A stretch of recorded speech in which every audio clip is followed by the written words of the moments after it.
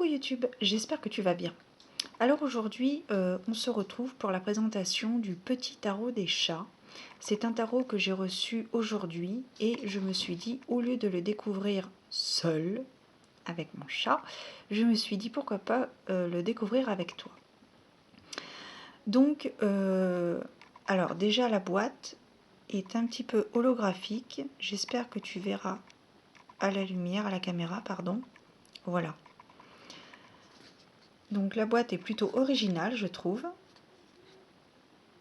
Elle se présente comme ceci.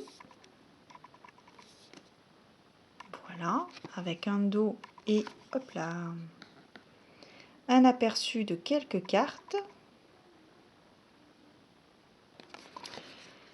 Et donc, déjà j'aime bien les petits chats. Donc on ouvre la boîte comme ceci. Voilà. Alors j'ai juste ouvert l'intérieur. Donc à l'intérieur, nous avons différents symboles. Voilà, donc je trouve ça très mignon. Voilà. Nous avons les cartes et le livret qui sont sous plastique. Et donc, hop, l'autre face, vous avez également à l'intérieur des symboles. Voilà.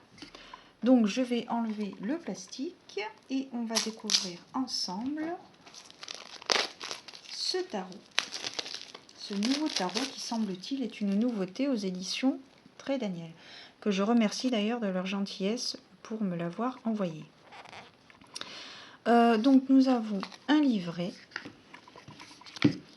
Alors, voyons voir un peu ce livret. Donc, il est en noir et blanc.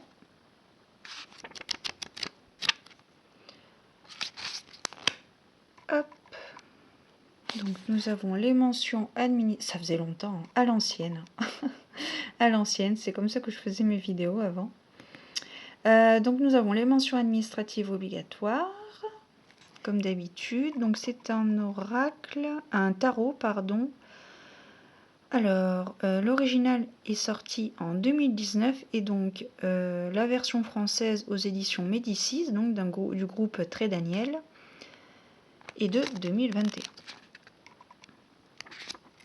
Alors, je vais te lire un passage de l'introduction. Hop, on va voir. Ah, j'adore ces petites cartes. Regarde, ça c'est le fou. Donc la carte numéro 0, avec son petit chapeau. Super. Alors, pendant des générations, les hommes et les femmes se sont tournés vers les chats pour prendre conseil sur la meilleure façon de vivre. Où trouver les endroits les plus chauds pour dormir? Près de la fenêtre, sur les genoux ou sur le flanc?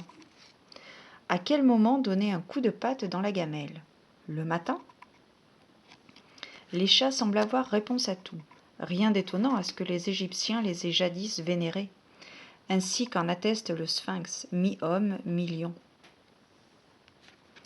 Considérant sereinement le monde comme son bac à sable. Utilisez le tarot pour puiser dans cette sagesse instinctive et ancestrale. Trouvez la voie féline à suivre et décidez que faire quand des problèmes surgissent en cours de route. Oh, le hiérophante est magnifique. J'aime beaucoup. Ah, les amoureux. Voyons le dos des cartes. Comme l'intérieur, sur un fond violet, donc beaucoup de symboles, l'infini, le mâle, la femelle, la lune, l'œil, la main, Saturne, l'enveloppe, ok. Et là, en bas, qu'avons-nous? Une patte. Ben oui, forcément, il faut bien qu'il y ait une petite patte de minou. Ok. Les gens lisent les cartes de tarot divinatoire depuis des centaines d'années, même si, au début, elles étaient utilisées de façon assez différente. Apparues en Italie au XVe siècle, elles ont d'abord été appelées triomphi, traduction de triomphe. la force avec la souris. C'est mignonné. Ou tarocchi, terme de l'étymologie incertaine, bien qu'il puisse être associé au mot italien, voulant dire à la fois bêtise et orange sanguine. L'ermite, il est mignon. J'aime beaucoup. Elle n'était pas employée pour la divination, mais pour un jeu similaire au bridge. Ok, aujourd'hui, bon alors ça c'est une histoire sur le tarot. Et pourquoi ne pas faire vous aussi une auto-analyse?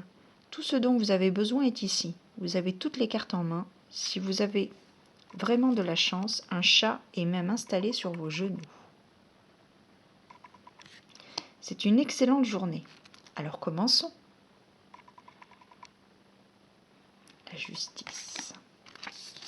Ok, alors le jeu de tarot se divise en deux catégories, également appelé lame. Ok, donc là, je pense qu'il est pas mal pour les débutants parce que j'ai l'impression qu'il explique, enfin qu'elle explique d'ailleurs, parce que je ne t'ai même pas dit qui avait créé ce tarot. Alors ce sont des cartes illustrées de Megan Lynn Cott. Et alors, à la fin, parfois, il y a des renseignements à propos des auteurs. Donc, Megan Lynn Cott pour les illustrations et Julia Smiley pour la créatrice. Ok. Alors, donc là, elle nous présente les mineurs, les explications, un petit peu plus d'explications. Les bâtons représentent le feu, donc j'en déduis que...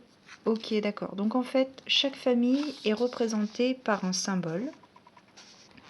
Donc là, nous avons une planète pour symboliser les bâtons, un demi-cercle pour symboliser les coupes, un triangle pour symboliser les épées et un cercle pour les deniers. Très bien. Avec toujours un descriptif de ce à quoi... Oh, le pendu est tout mimi, dis donc. Voilà ce à quoi correspond chaque famille. Si vous n'avez aucune expérience du tarot, consacrez un peu de temps à vous familiariser avec les lames. Tenez chacune d'elles et étudiez-les. Stop! Caressez doucement un chat sur la tête, puis reprenez. Préparation à la lecture, donc dénichez un bel endroit, calme et ensoleillé pour réaliser votre lecture. Très bien. Ensuite, nous avons des propositions de tirage, donc méthode et tirage et disposition. Donc nous avons le tirage à une lame pour la carte du jour, le message quotidien dirons-nous. Ensuite nous avons le traditionnel tirage à 3 cartes pour le passé, présent, futur. Elle nous propose également un tirage à 5 lames intitulé La patte. Le tirage à 5 lames les tirages à 5 lames sont une extension des tirages à 3 lames. Après avoir battu et coupé le jeu, en ayant bien votre question en tête, alignez 5 lames, face cachée, de gauche à droite, puis retournez chaque lame dans le même ordre, de gauche à droite. Elle révèle. Ok.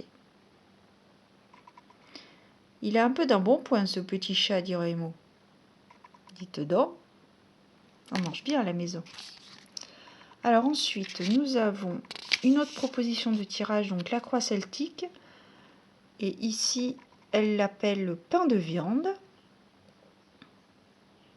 Le jugement avec le symbole de l'ancre, le symbole de l'âme, en tradition, en culture égyptienne. Vous avez également, elle nous propose le fer à cheval, le tirage du fer à cheval, renommé ici étirement du chat. Le tirage en fer à cheval, qui dérive de celui de la croix celtique, est surtout utilisé pour répondre à une question ou un sujet spécifique. L'un des avantages de ce tirage, c'est qu'il apporte au demandeur non seulement une solution à un problème ou une réponse à une question, mais qu'il propose aussi une idée sur la façon de procéder pour parvenir pour parvenir au résultat. Et là, donc, nous avons la famille des bâtons, il me semble. Voilà. Donc, vous avez l'illustration et le symbole ici, avec le chiffre de la carte. C'est mignon comme tout.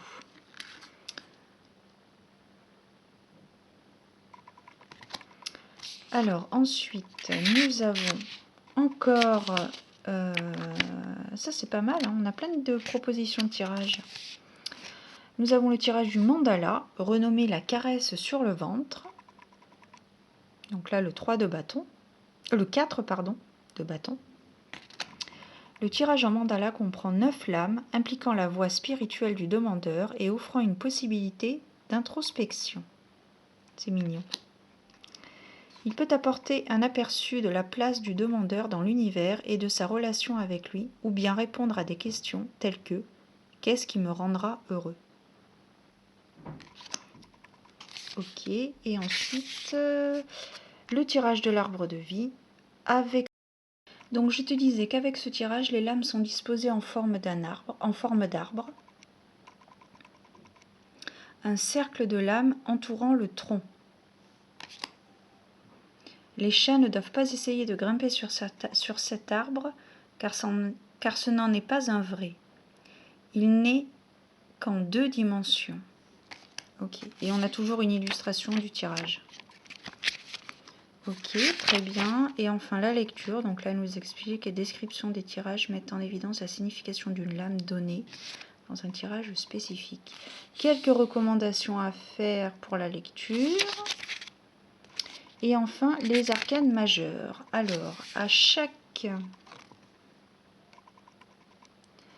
Alors, pour les arcanes majeurs, nous avons donc l'illustration, et ça se fait sur 2 pages, donc.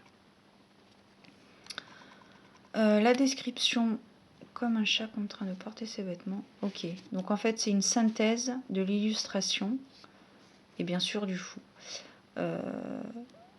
dans le thème du chat. Donc là, en l'occurrence, pour le fou, nous avons comme un chat contraint de porter des vêtements. Nous nous sentons tous parfois un peu ridicules. Donc nous avons la signification à l'endroit et à l'envers. Donc cette lame, la première du jeu, nous rappelle que les pionniers n'ont pas besoin de se soucier de l'opinion des autres. C'est la curiosité féline qui nous guide. Le soleil en arrière-plan symbolise l'optimisme concernant l'aventure à venir et la rose blanche incarne la confiance. Reste à savoir si optimisme et confiance s'avèrent mal placés. Le 2 de coupe, très joli. Alors le 3 de coupe, enfin je pense demi-cercle, c'est les coupes, hein, il me semble. Demi-cercle, voilà, c'est les coupes. Donc là, pour le coup, on n'a pas trois personnages ou animaux. Nous avons 2 chats. Et le 3e est pas loin. Je pense qu'elle a un regard différent. Qu'est-ce qu'elle nous dit sur le 3 de coupe? Alors ensuite, pour les arcanes mineures, c'est un peu comme... alors je ne sais pas si jamais tu as le tarot des druides. C'est construit un peu de la même façon, j'ai l'impression. Presque de la même façon.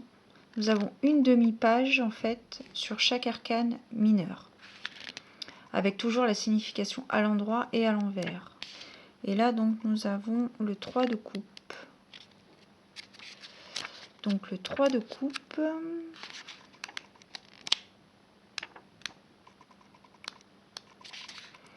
qu'est-ce qu'il nous dit? Le 3 est un chiffre magique, c'est le chiffre de l'équilibre entre la force, la justice et la tempérance. Cette lame peut indiquer toutes ces belles choses et bien d'autres encore. Donc on a toujours un résumé de la carte et ensuite la signification à l'endroit et à l'envers. Donc à l'endroit par exemple, qui n'aime pas une bonne fête, un étalage d'abondance avec des boissons coulant à flot et bien trop de friandises à manger en toute bonne conscience? Allez-y. À présent, Il est temps de se faire plaisir. Restez le cœur léger et rempli d'amour. Ne craignez pas de mettre en avant vos talents cachés. Prenez plaisir à être à la fois indépendant et à faire partie d'un groupe. Ok. D'accord. Ok, donc je vais te montrer quelques cartes encore. Voyons voir le 10 d'épée. Comment est-il représenté? Le 10 d'épée, c'est le triangle. Alors, la tranche est mate. Voilà. Alors, le 10 d'épée. Et après, pour chaque figure, voilà, c'est marqué ici. En fait. Voilà. Ok. Alors, on a dit le 10 d'épée. Emprisonné. Le 10 d'épée est représenté comme ceci. Ok, bon, et bien voilà, donc ça c'était pour le livret. Hop, les arcanes mineurs comme ceci. Et donc à la fin nous avons un mot des auteurs. Donc Megan Lynn Cott travaille comme illustratrice professionnelle depuis 2006. Outre créer de splendides portraits d'animaux de compagnie à l'aquarelle et participer à des foires artisanales, Megan conçoit des graphismes, des illustrations et des textiles pour des clients très divers.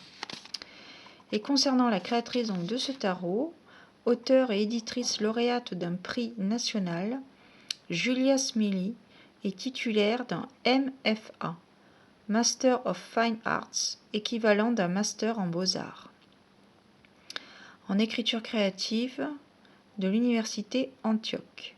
Également photographe, grande lectrice et téléspectatrice semi-professionnelle, elle tricote et confectionne probablement la meilleure pâte à tarte.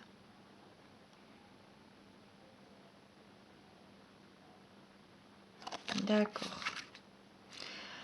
Eh bien, on va faire... Alors, il n'est pas purifié, rien du tout.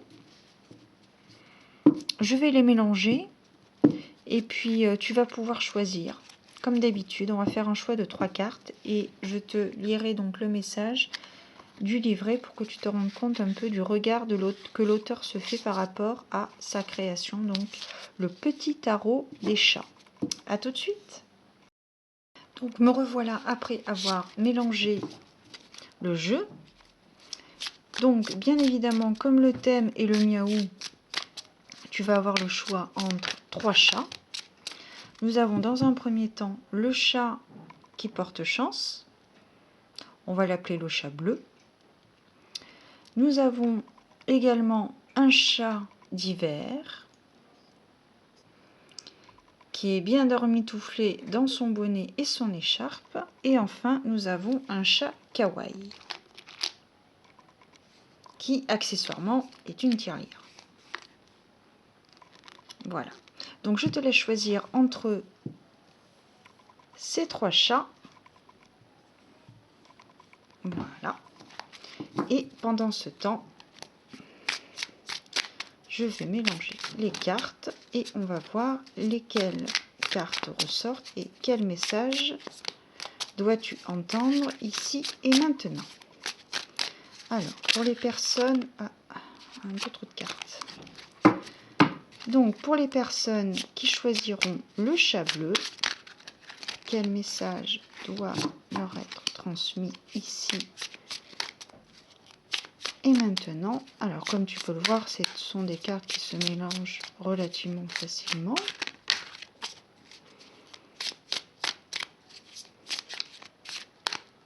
Hop, là, il y en a plusieurs. On mélange encore un petit peu. Ici, eh ben voilà, j'allais dire ici, aucune ne saute. Donc, celle-ci. Ah, je crois qu'il y en a une qui s'est retournée. Oui, voilà. Et enfin, pour le chat kawaii. Alors là, il y en a beaucoup trop. Une carte. Et nous verrons ensuite.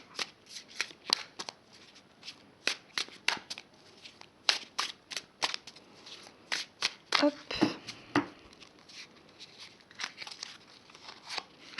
Voilà. En dos de carte, nous avons le chariot. Un mouvement en avant. Alors, pour les personnes qui ont choisi le chat bleu, vous avez le 3. Alors, attends, parce que comme je le découvre en même temps que toi, j'ai pas encore bien appris ma leçon. Nous avons le 3 de denier. Alors, que nous dit le 3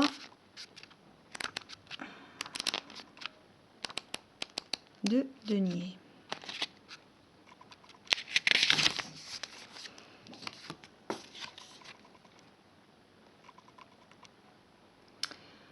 Alors, vos récompenses sont directement proportionnées à votre engagement dans votre voie, pour le meilleur ou pour le pire. C'est l'endroit parfait pour vous. Bien qu'il ne ressemble pas trop au monde extérieur, vos efforts assidus portent leurs fruits. Ce carton n'allait pas mâchonner lui-même un trou dans sa paroi, après tout. Bientôt, les gens vont reconnaître vos talents et vous récompenser en conséquence. Cependant, n'oubliez pas que c'est aussi une excellente occasion pour travailler en équipe et élargir vos connaissances.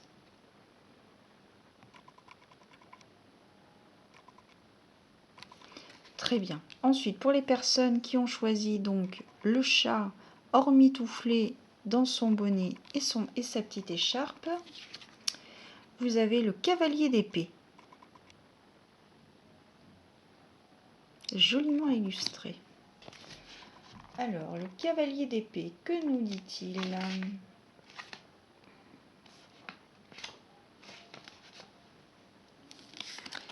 Alors, le cavalier d'épée vous demande de façon assez théâtrale, êtes-vous le chasseur ou la proie ? Si vous êtes le chasseur, il est désormais temps de bondir. Quelle que soit la proie que vous envisagez de chasser, foncez mais sans être trop impulsif. Prévoyance et stratégie sont toujours vos amis. Une circonstance difficile peut surgir, mais vous êtes prêt. Veillez seulement à ne pas vous rebeller ni à trop en faire pour de mauvaises raisons. Vérifiez vos motivations. Très bien. Et donc pour les personnes qui ont choisi le chat kawaii, vous avez la carte du roi de denier.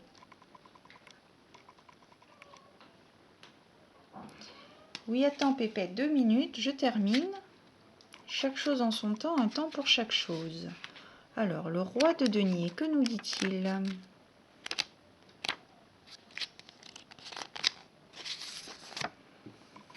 Alors, le roi de denier est le soutien de famille de référence, profondément centré sur le succès et l'abondance à venir. Ce roi apprécie les belles choses de la vie et c'est son droit. Il a travaillé pour tout ce qui est à sa portée. Bien qu'il ne soit peut-être pas aussi intelligent que la reine, ses grandes ambitions sont synonymes de grandes récompenses, d'énormes pots de friandises même. L'abondance est grande, certes, mais il vous met en garde de tirer le meilleur parti de vos friandises. Très très bien, c'est joliment illustré aussi.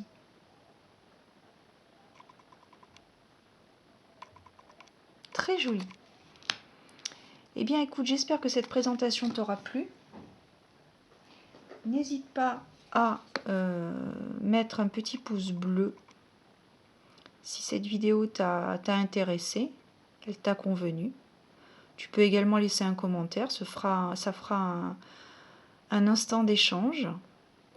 Tu sais que ma chaîne ici est une chaîne de partage et d'échange. J'aime beaucoup. Alors la petite boîte aussi, hein, elle est vraiment magnifique. Hop, tu l'ouvres comme ça, t'as un chat. C'est mignon. C'est mignon comme tout. Ce serait presque un doudou deck. Très très bien. Si mon contenu te plaît, tu peux également t'abonner si tu le souhaites, hein, bien sûr. Et puis, je te souhaite plein de belles choses, plein de caresses à ton chat si tu en as à la maison.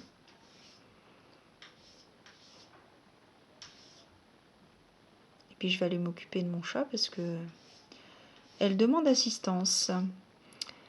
Allez, plein de belles choses et fais attention à toi. À bientôt.